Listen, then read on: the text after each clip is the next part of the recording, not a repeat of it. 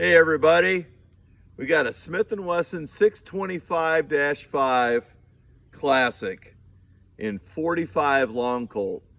I don't think they made too many of these. Got some Ahrends grips on there. Can't get those too much anymore, they're out of business. We're gonna give her a run here, 6 shots, and see if we can hit some stuff.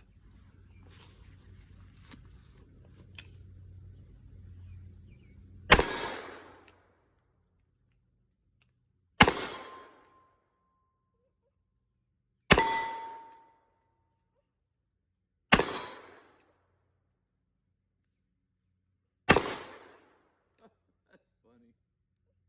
That's weird. Well, I hit that one, but it didn't pop off. So keep the sun at your back and your powder dry.